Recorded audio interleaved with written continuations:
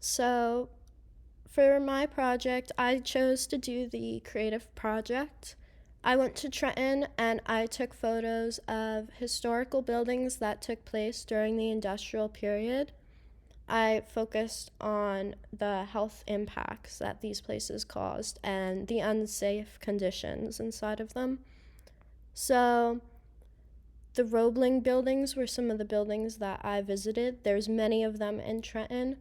And these places revolutionized the motto, Trenton makes, the world takes, which is currently on the Trenton Bridge. So, the history behind the Roebling buildings is that John A. Roebling first came to Trenton in 1848, and a few years later, he decided to start building suspension bridges. And some of the bridges that he made were the Wheeling Bridge and later the Brooklyn Bridge. However, during the building of the Brooklyn Bridge, he became fatally injured, which left the company to his sons.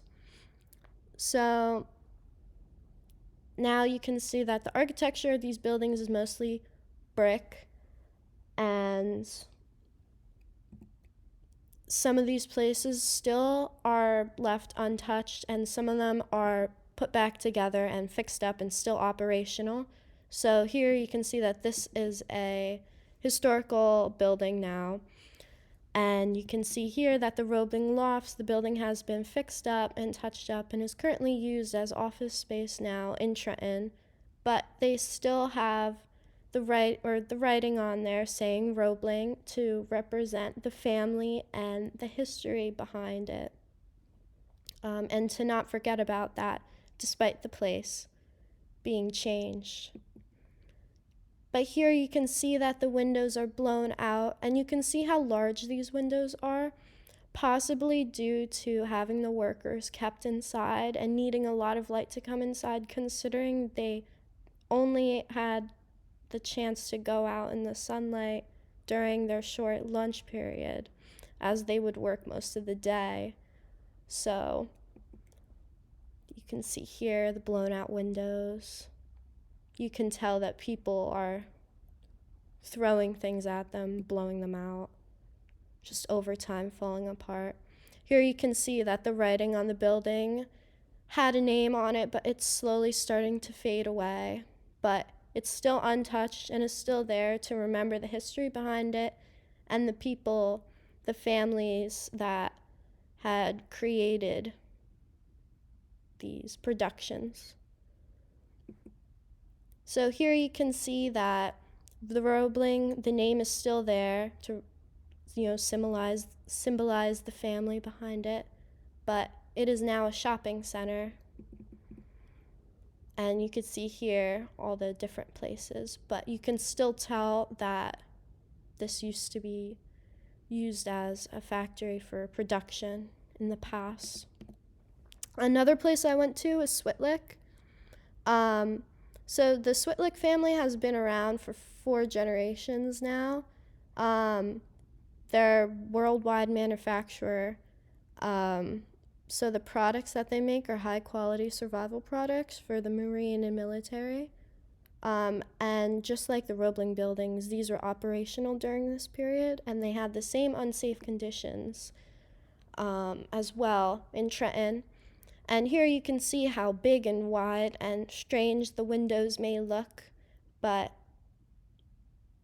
that was due to the conditions at the time in the past.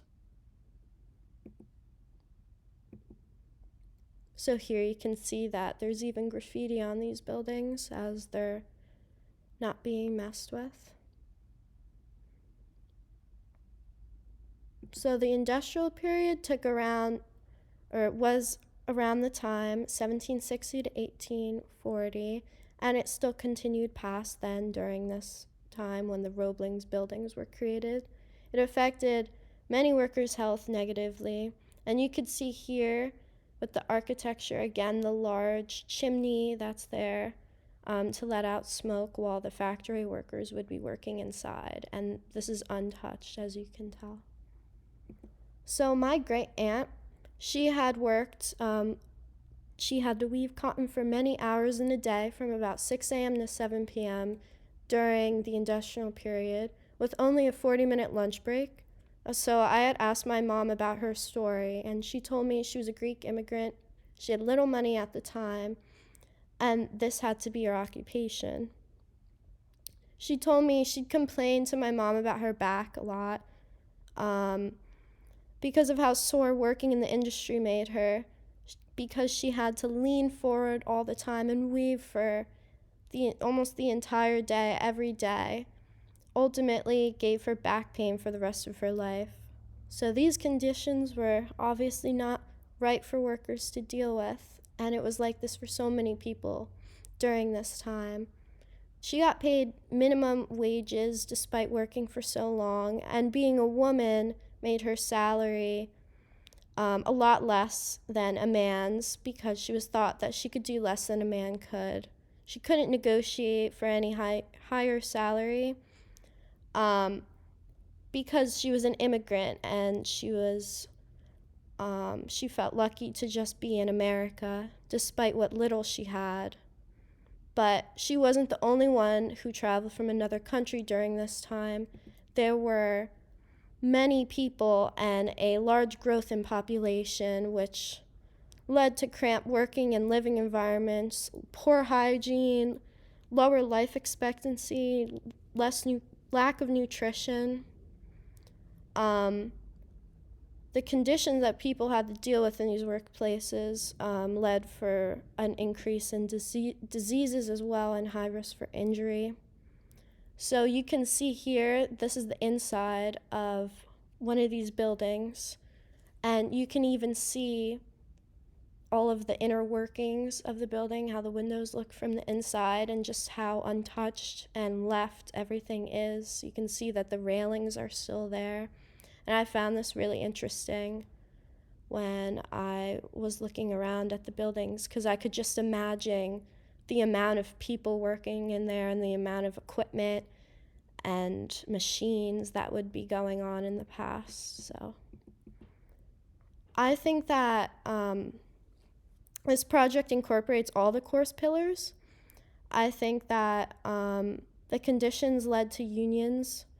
So the conditions led to unions being built, and it pushed the interests of the working people, demanded better conditions, and they withdrawed their labor. So I think that in order to receive health justice, the people that worked in these buildings created a large community of people to fight against a higher power, and they fought for their rights despite how little money they had, no matter how poor they were, where they're from. And I think that this represents the importance of culture equity and community euphoria very well. And I think by taking images of these places, I was able to learn more about the history behind them, and allowed me to share a healthful and correct narrative behind the people that had to struggle working in these places in the past. And I think knowing the narrative of my great aunt, being able to share that is very important, just to remember exactly how lucky we are now to have the health conditions that we have and have the laws in place that are in place.